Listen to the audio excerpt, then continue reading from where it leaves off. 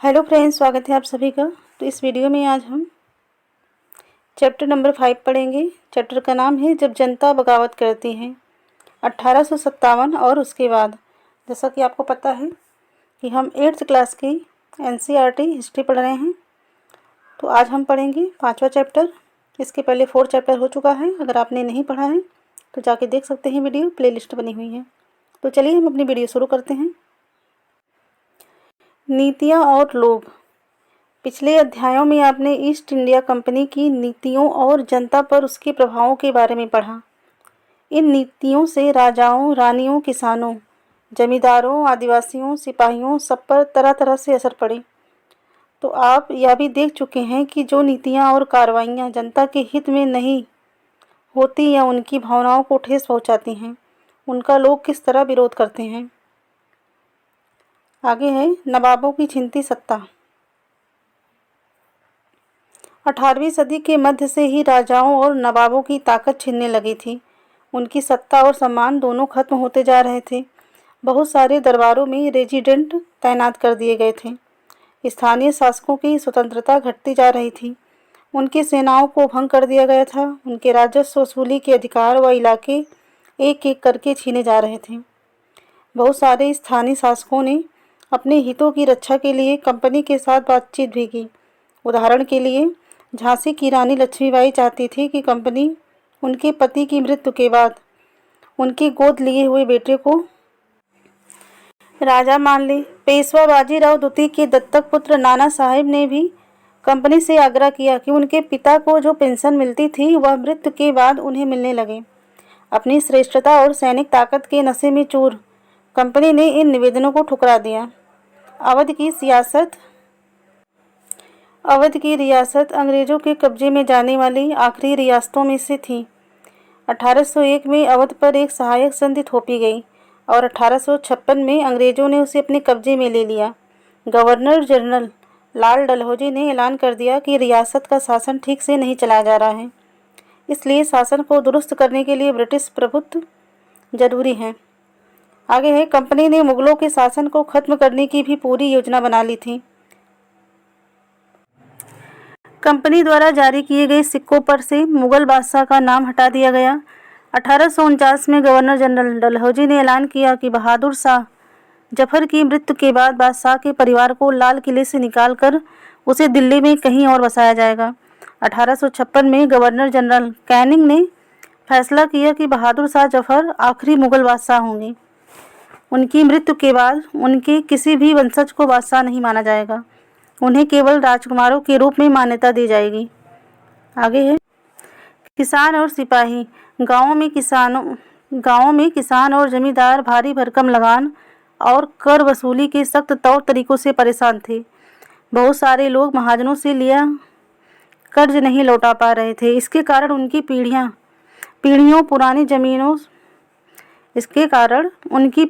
पुरानी ज़मीनें हाथ से निकलती जा रही थीं। कंपनी के तहत काम करने वाले भारतीय सिपाहियों के असंतोष की अपनी वजह थी। वे अपने वेतन, भत्तों और सेवा शर्तों के कारण परेशान थे। कई नए नियम उनकी धार्मिक भावनाओं और आस्थाओं को ठेस पहुंचाते थे। क्या आप जानते हैं कि उस जमाने में बहुत सारे लोग समुद्र पार नहीं जाना चाहते थे? समुद्र पार क्यों नहीं जाना चाहते थे? कि उन्हें लगता था कि समुद्र यात्रा से उनका धर्म और जाति भ्रष्ट हो जाएंगे। जब 1824 में सिपाहियों को कंपनी की ओर से लड़ने के लिए समुद्र के रास्ते बर्मा जाने का आदेश मिला तो उन्होंने इस हुक्म को मानने से इनकार कर दिया। उन्हें ज़मीन के रास्ते से जाने में इतराज़ नहीं था। सरकार का हुक्म न मानने के कारण उन्हें सख्त सज़ा दी गई, क्योंकि यह मुद्दा अभी खत्म नहीं हुआ था। इसलिए 1856 में कंपनी को एक नया कानून बनाना पड़ा। इस कानून में साफ कहा गया था कि अगर कोई व्यक्ति कंपनी की सेना में नौकरी करेगा तो ज़रूरत पड़ने पर उसे समुद्र पार भी जाना पड़ सकता है। आगे है सिपाही गांवों के हालात से भी परेशान थे। बहुत सारे सिपाही खुद किसान थे। वे अपने परिवार गांवों में छोड़ कर आए थे। लिहाजा किसानों का गुस्सा जल्दी ही सिपाहियों में भी फैल गया। ऊपर हम देखते हैं पेज की साइड में क्या दिया है। यहाँ देखिए चित्र 1 है। सिपाही और किसान विद्रोह के लिए ताकत जुटाते हैं। यह विद्रोह 1857 में उत्तर भारत के मैदानों में फैल गया था। आगे हम चलते हैं। यहाँ है आपका सुधारों पर प्रतिक्रिया।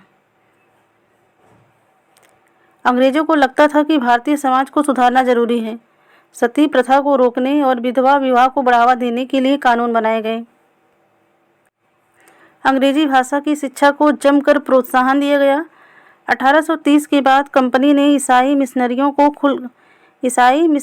को खुलकर काम करने और यहाँ तक कि जमीन पर संपत्ति जुटाने की भी छूट दे दी गई। जमीन व संपत्ति जुटाने की भी छूट दे दी। 1850 में एक नया कानून बनाया गया जिससे ईसाई धर्म को अपनाना और आसान हो गया। इस कानून में प्रावधान किया गया था कि अगर कोई भारतीय व्यक्ति ईसाई धर्म अपनाता है तो भी पुरखों की संपत्ति पर उसका अधिकार पहले जैसा ही रहेगा। बहुत सारे भारतीयों को यकीन हो गया था कि अंग्रेज उनका धर्म, उनके सामाजिक रीति रिवाज और परंपरागत जीवन शैली को नष्ट कर रहे हैं। दूसरी तरफ ऐसे भारतीय भी थे जो मौजूदा सामाजिक व्यवस्था में बदलाव चाहते थे। इन सुधारकों और उनके सुधार आंदोलनों के बारे में आप अध्याय 7 में पढ़ेंगे।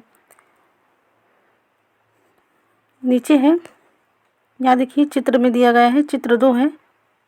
उत्तर भारत के बाजारों में सिपाही खबरें और अफवाहें फैलने लगती हैं। आगे है, जनता की नज़र से। उस जमाने में लोग अंग्रेज शासन के बारे में क्या सोच रहे थे, इसका जायजा लेने के लिए आप स्रोत 1 और 2 पढ़ें। स्रोत 1 है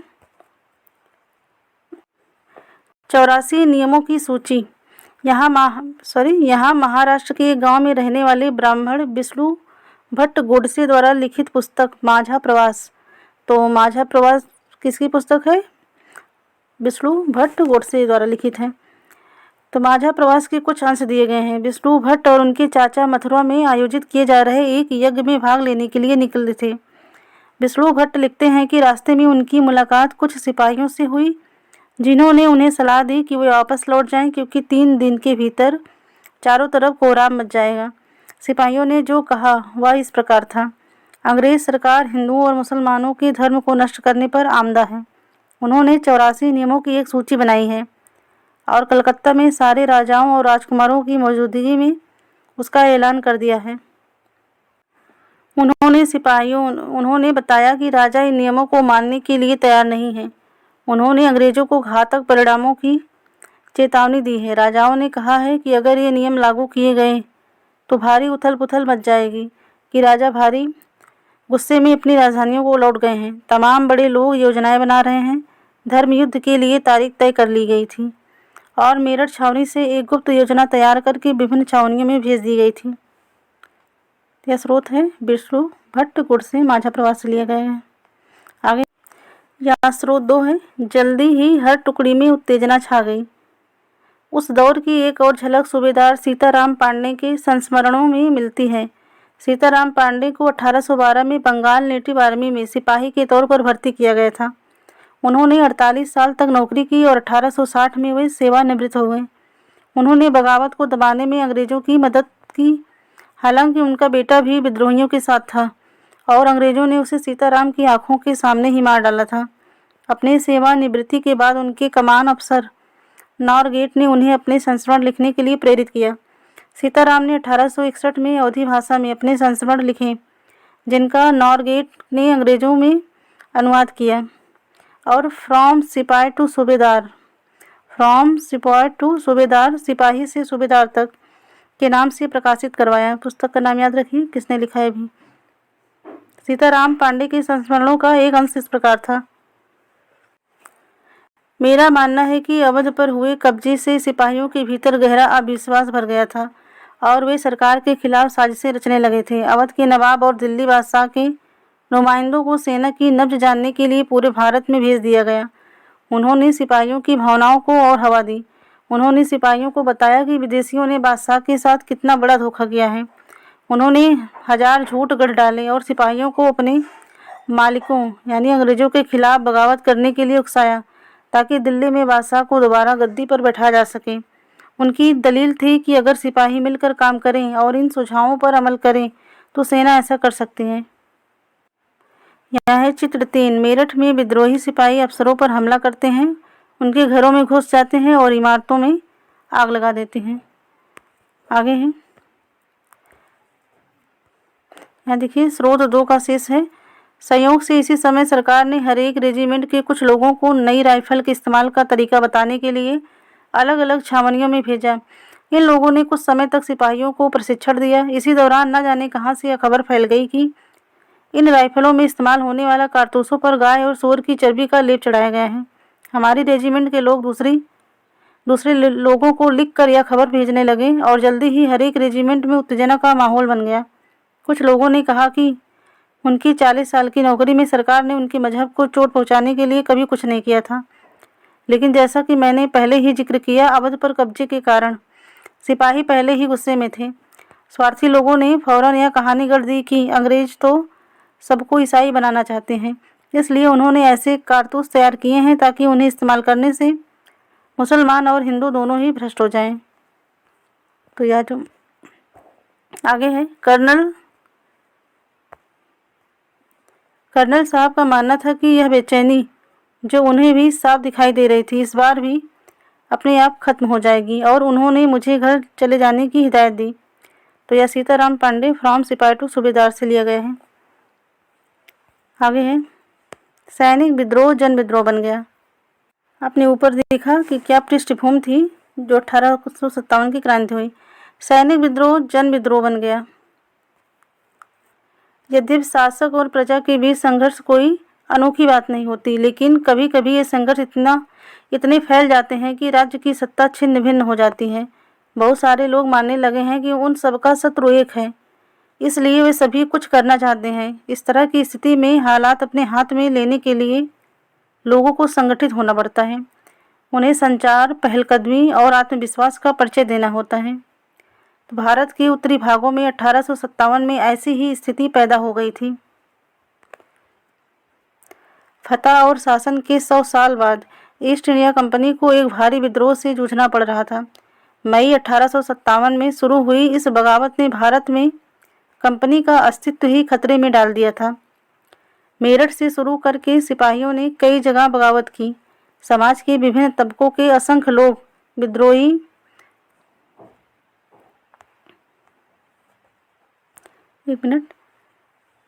तेवरों के साथ उठ खड़े हुए। कुछ लोग मानते हैं कि 19वीं सदी में उपनिवेशवाद के खिलाफ दुनिया भर में यह सबसे बड़ा सशस्त्र संघर्ष था। देखिए यहाँ लिखा है सैनिक विद्रोह। तो क्या होता है सैनिक विद्रोह? जब सिपाही इकट्ठा होकर अपने सैनिक अफसरों का हुक्म मानने से इनकार कर देते हैं, तो वही क्या है, सैनिक विद्रोह है। आगे है,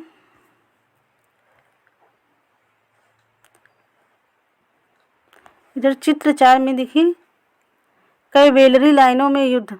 3 जुलाई 1857 को 3000 से ज़्यादा विद्रोही बरेली से दिल्ली आ पहुँचे। उन्होंने यमुना को पार किया और ब्रिटिश कैवेलरी चौकियों पर धावा बोल दिया। यह युद्ध पूरी रात चलता रहा, मेरठ से दिल्ली तक।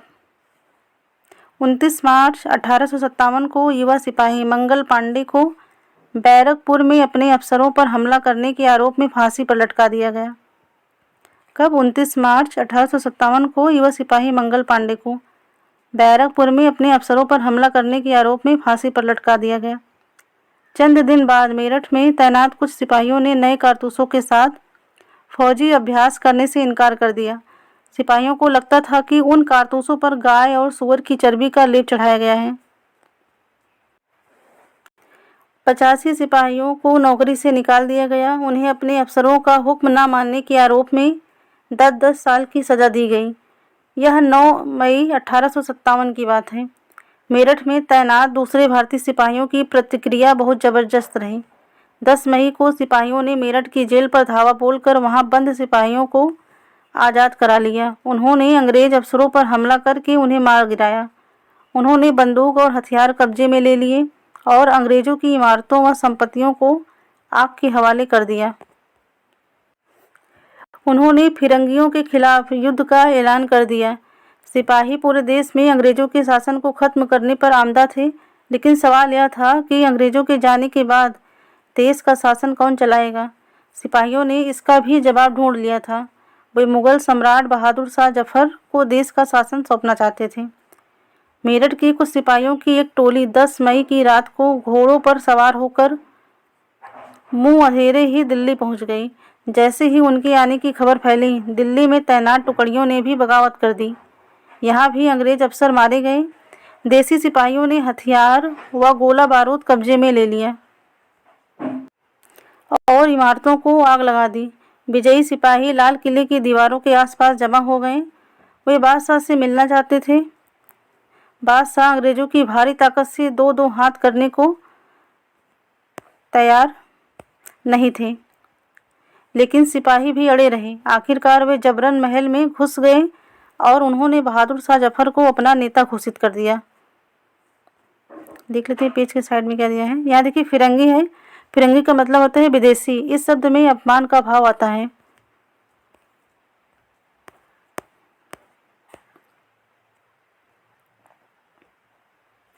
बूढ़े बादशाह को सिपाहियों की यह मांग माननी पड़ी। उन्होंने देश भर के मुखियाओं और शासकों को चिट्ठी लिखकर अंग्रेजों से लड़ने के लिए भारतीय राज्यों का एक संघ बनाने का आह्वान किया।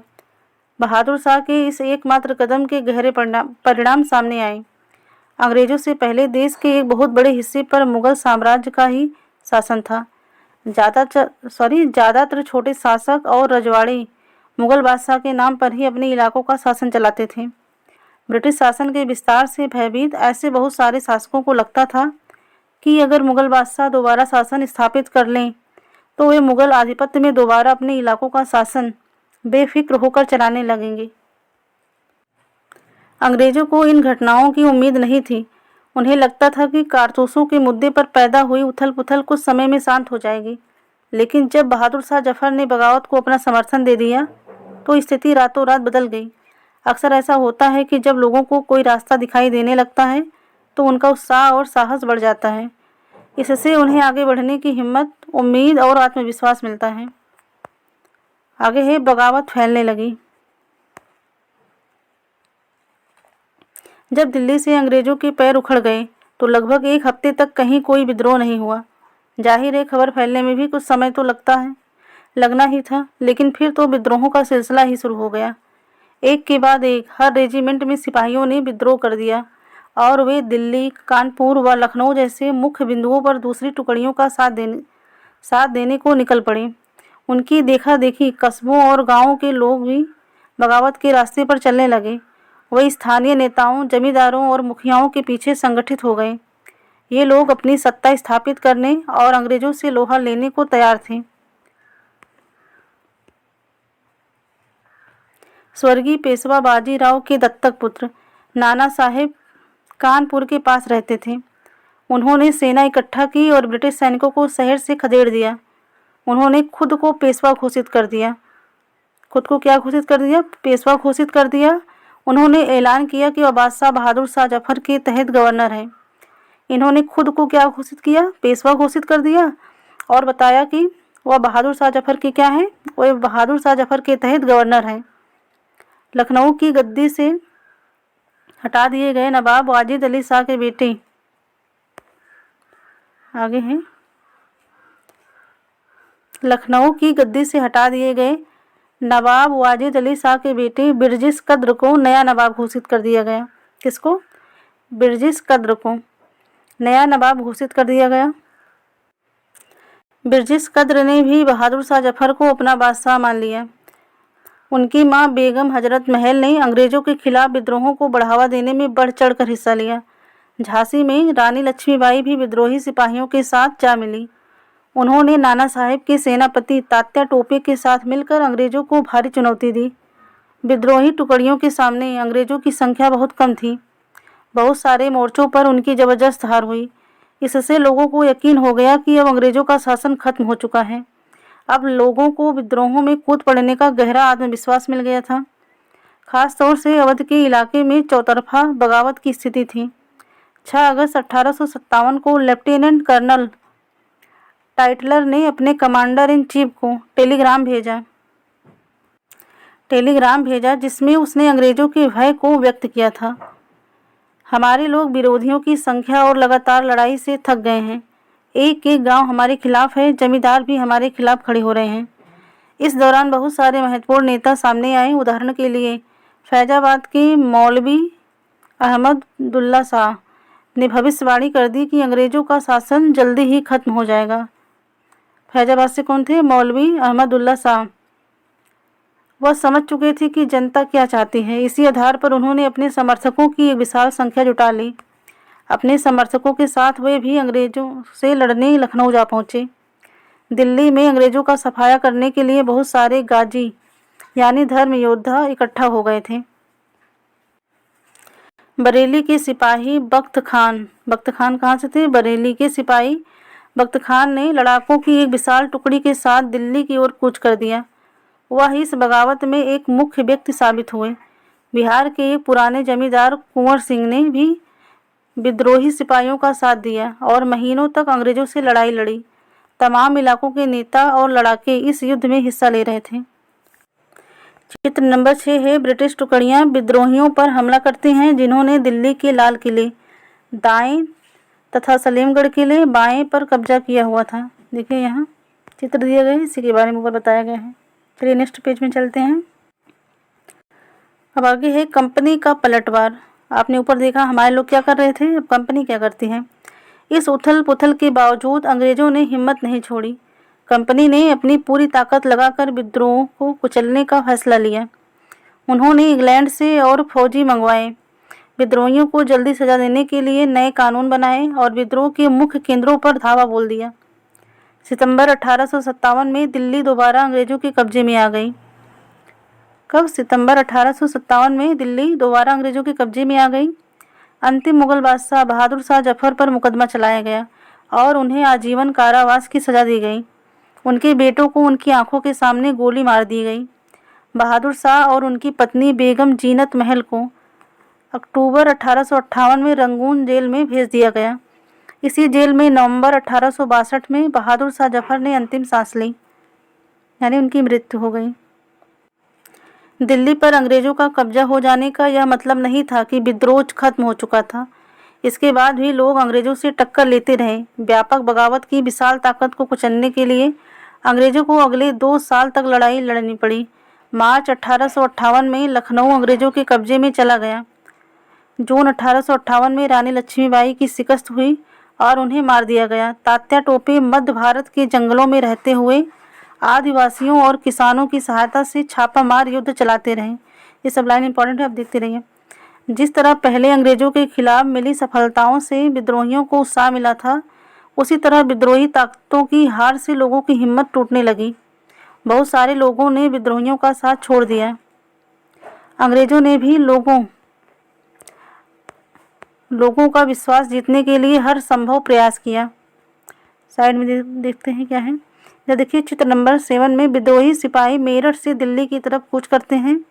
शुरू में अंग्रेजी सेनाओं को दिल्ली की भारी किलेबंदी को तोड़ने में मुश्किल हुई। 3 सितंबर 1857 को अंग्रेजी सेनाओं को और ज़्यादा हथियार, गोले आदि पहुंचाए गए। ये गाड़ियों पर लदे हुए थे जिन्हें हाथी खींच रहे थे और इनकी कतार 7 मील लंबी थी। आगे हैं। यहाँ चित्र 8 में दिखाया गया है कि अंग्रेज टुकड़ियाँ दिल्ली में घुसने के लिए कश्मीरी गेट को बारूद से उड़ा देती हैं। यहाँ देखिए।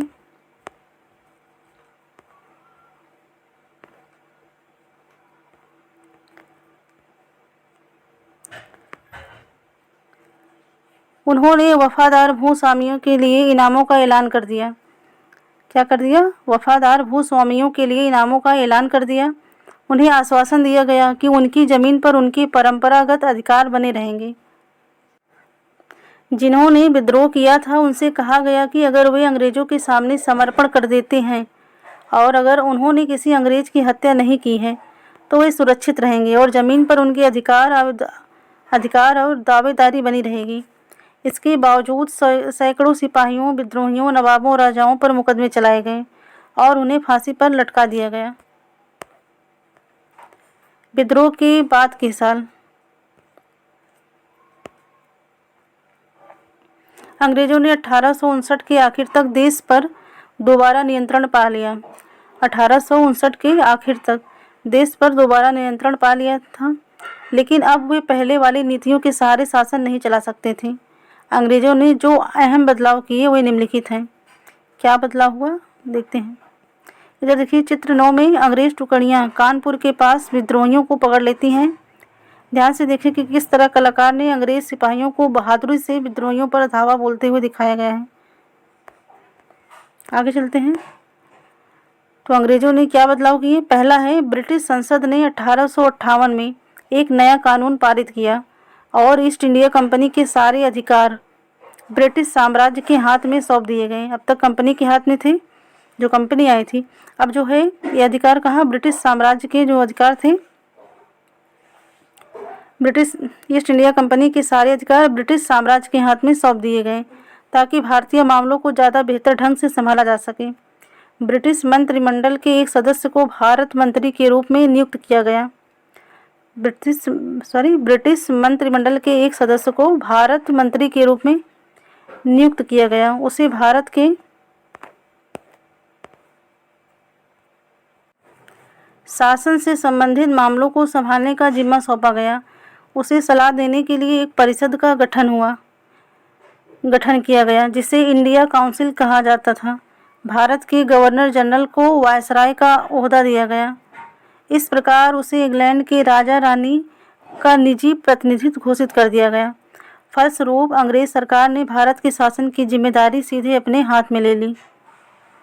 अंग्रेज सरकार ने, अब तक कंपनी थी, अब अंग्रेज सरकार ने भारत के शासन की जो जिम्मेदारी थी अपने हाथों में ले ली। दूसरा पॉइंट है, देश के सभी शासकों को भरोसा दिया गया कि भविष्य में कभी भी उनके भू क्षेत्र पर कब्जा नहीं किया जाएगा। उन्हें अपनी रियासत अपने वंशजों यहाँ तक कि दत्तक पुत्रों को सौंपने की छूट दे दी गई, लेकिन उन्हें इस बात के लिए प्रेरित किया गया कि वे ब्रिटेन की रानी को अपना अधिपति स्वीकार करें। इस तरह भारतीय शासकों को ब्रिटिश साम्राज्य के अधीन शासन चलाने की छूट दी गई। आगे देखते हैं। तीसरा है, सेना में भारतीय सिपाहियों का अनुपात कम करने और यूरोपीय सिपाहियों की संख्या बढ़ाने का फैसला लिया गया। यह भी तय किया गया कि अवध, बिहार, मध्य भारत और दक्षिण भारत से सिपाहियों को भर्ती करने की बजाय अब कहाँ से, गोरखा, सिखों और पठानों में से ज़्यादा सिपाही भर्ती किए जाएंगे। चौथा है, मुसलमानों की ज़मीन और संपत्ति बड़े पैमाने पर जब्त की गई। उन्हें संदेह व शत्रुता के भाव से देखा जाने लगा। अंग्रेजों को लगता था कि यह विद्रोह उन्होंने ही खड़ा किया था। आगे है, देखिए यहाँ चित्र 10 दिया गया है। उत्तरी भारत में विद्रोह के कुछ प्रमुख केंद्र थे। इसको आप बुक से देख लीजिएगा, इसमें क्लियर नहीं दिखाई दे रहा है। आगे चलते हैं। यहाँ आपका चैप्टर समाप्त हुआ। यहाँ देखिए अन्यत्र दिया गया है और कहाँ, इसको हम देख लेते हैं। जैसे यहाँ यह परम शांति के एक स्वर्गिक साम्राज्य की खातिर जब 1857 में भारत में विद्रोह फैला, उसी समय चीन के दक्षिणी भागों में भी एक विशाल जन विद्रोह पैदा हो रहा था। यह विद्रोह 1850 में शुरू हुआ और 1860 के मध्य में जाकर खत्म हुआ। होंग जिकुआंग के नेतृत्व में हजारों मेहनतकश गरीब लोगों ने परम शांति के स्वर्गीय साम्राज्य की स्थापना के लिए लड़ाई लड़ी। इस विद्रोह का ताइपिंग विद्रोह के नाम से जाना जाता है। होंग जिकुआंग ने धर्मांतरण करके ईसाई धर्म अपना लिया था और वह कन्फ्यूशियसवाद और बौद्ध आदि परंपरागत चीनी धर्मों के खिलाफ थे। ताइपिंग के विद्रोही एक ऐसे साम्राज्य की स्थापना करना चाहते थे जहां ईसाई धर्म को माना जाएगा, जहां किसी के पास निजी संपत्ति नहीं होगी, जहां सामाजिक वर्ग और स्त्री पुरुष के बीच कोई भेद नहीं होगा, जहां अफीम, तंबाकू, शराब के सेवन तथा जुए, वेश्यावृत्ति और गुलामी पर पाबंदी होगी। चीन में तैनात अंग्रेज और फ्रांसीसी सेनाओं ने ताइपिंग विद्रोह को दबाने के लिए किंग साम्राज्य के बादशाह को काफ़ी मदद दी। इधर चित्र 11 ताइपिंग की सेना अपने नेता से मिलते हुए देख लेते हैं। इसमें और कहीं साइड में दिया है। इधर देखिए चित्र नंबर 12 लखनऊ रेजिडेंसी के खंडहर। जून 1857 में विद्रोही टुकड़ियों ने रेजिडेंस को कब्जे में ले लिया। बहुत सारी अंग्रेज औरतों, मर्दों और बच्चों ने रेजिडेंस की इमारतों में पनाह ली हुई थी। विद्रोहियों ने इसे पूरे परिसर को घेर कर उन पर गोलों से हमला किया। इसी तरह के एक गोले से अवध के चीफ कमिश्नर हेनरी लॉरेंस की भी मौत हो गई थी। हेनरी लॉरेंस जिस कमरे में मरे वह इस चित्र में दिखाई दे रहा है। गौर से देखें कि इमारतों पर बीते दौर के निशान किस तरह बचे रह जाते हैं। यहाँ चित्र दिया गया है, इसी चित्र के बारे में बताया गया है। तो ठीक है, यह चैप्टर आपका जो है समाप्त हुआ।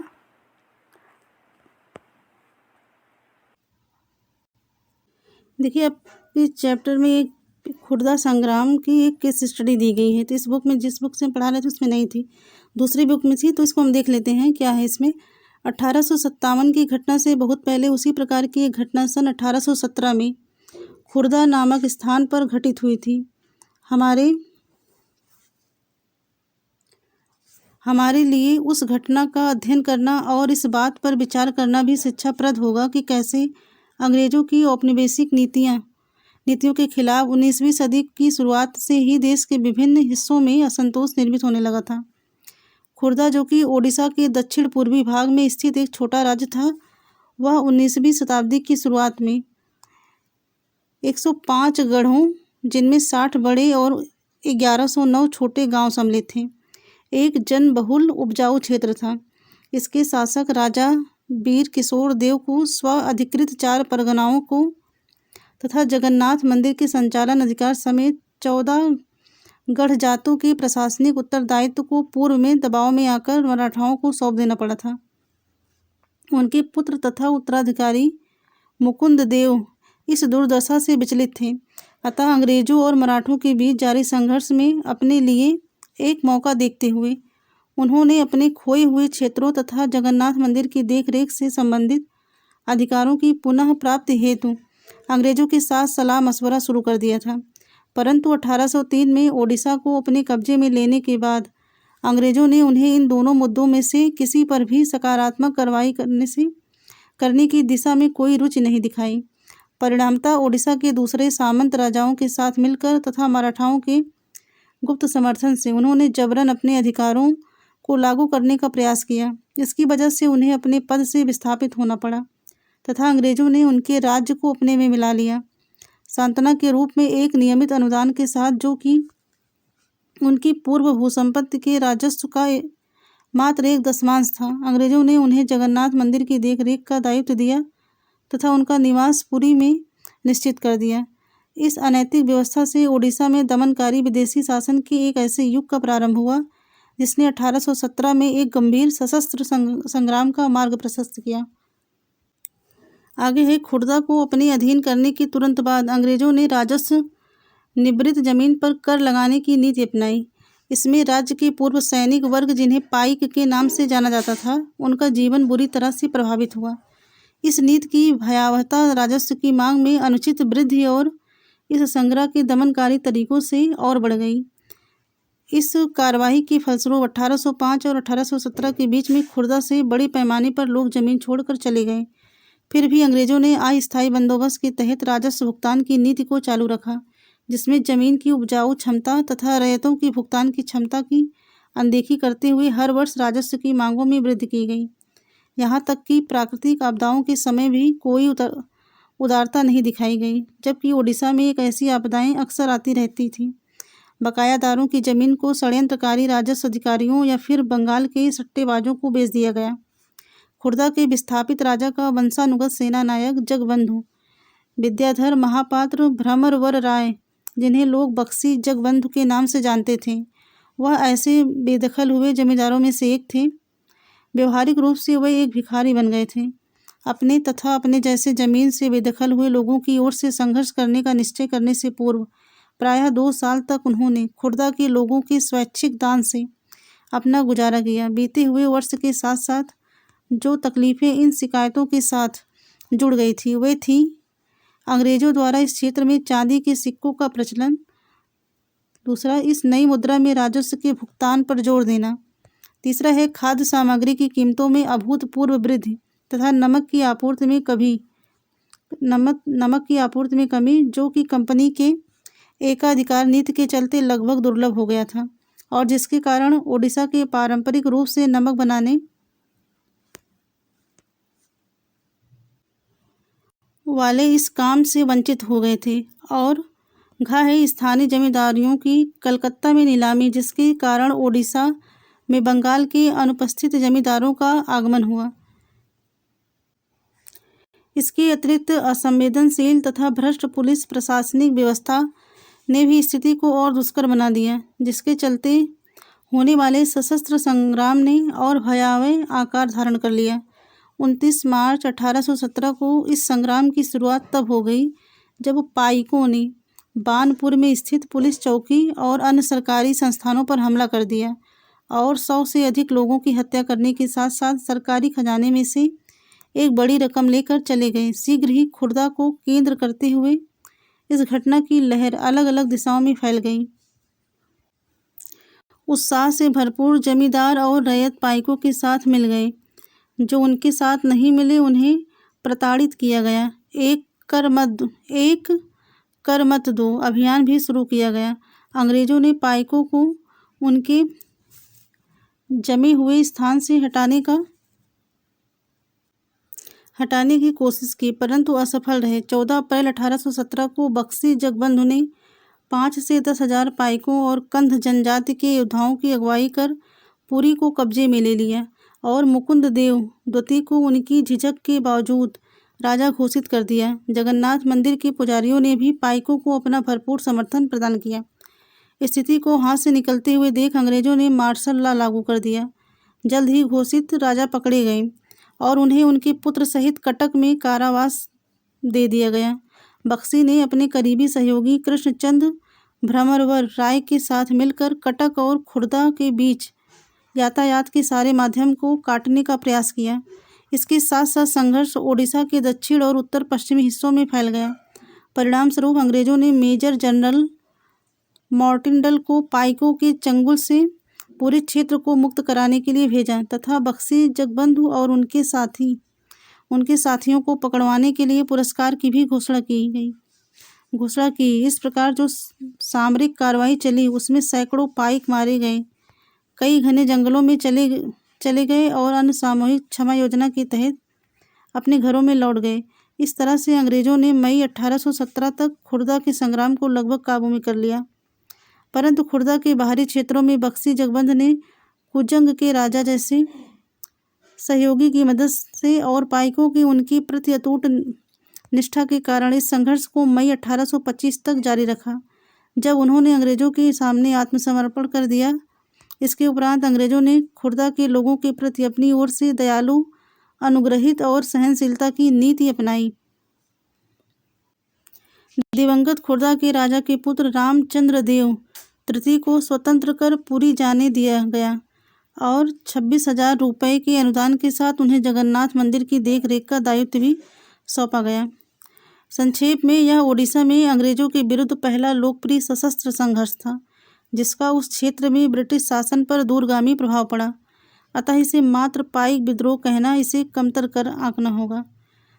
तो यह कुछ शेष था जो उस बुक में नहीं था। तो ठीक है, नीचे वाला आपने पढ़ चुके हैं। ठीक है, अगर वीडियो अच्छी लगी हो तो लाइक करें, शेयर करें, चैनल पे नए हैं तो सब्सक्राइब करें। Thank you.